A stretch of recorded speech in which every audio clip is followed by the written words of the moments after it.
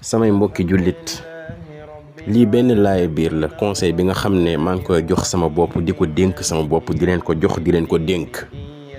La plupart da ngay gis nit ki su génnee àdduna nekk jullit ngeen di bind RIP, repose en paix.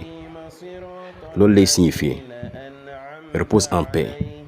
mais est-ce que xam nga ne loolu du loolu la islam jàngal yow jullit bi?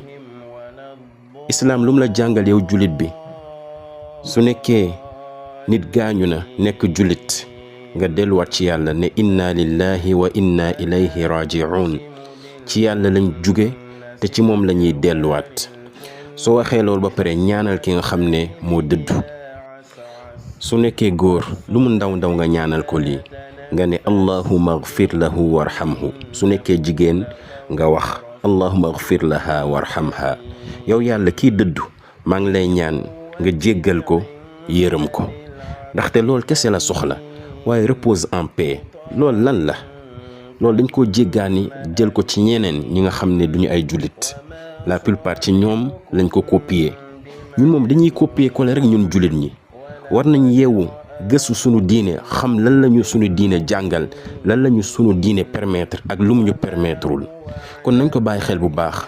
nit ki su génnee àdduna dellool sa bopp ci yàlla xam ne yàlla moom ku mu jël te ñun nag duñu fi bàyyi bés dina ñëw mu jël ñu.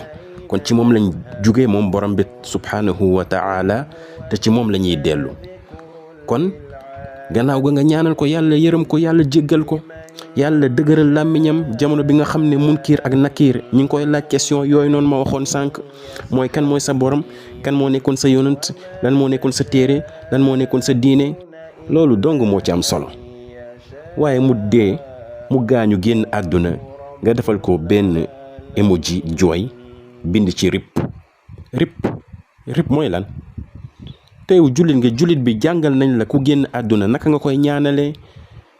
waaye malheureusement ñun dañuy jéggaani lépp dañ koy jëli te sunu diine islam diine bu complet la jàngal nañu lépp bàyyiwul dara. yàlla wax na lépp ci alquran yonent bi yàlla muhammad sallallahu alayhi wa sallam leeral nañu lépp tamit ci sunnaam. kon nañ gën a gëstu sunu diine bàyyi ko xel mbokki jullit ñi. la plupart ñi nga xam ne ñoo koy def ñàkk xam rek ndeysaan moo leen ci yóbbu. waaye dorénavant nag war nga xam lan la sa diine jàngal su ko defee nga koy pratiquer. nañ bàyyi roy ñun dañuy roy ba ëppal te lépp lu ñuy roy su nekkoon sax lu baax la ñu wax waaye la plupart lu ñuy roy sunu diine da koo dàkk. kon nañ ko bàyyi xel bu baax.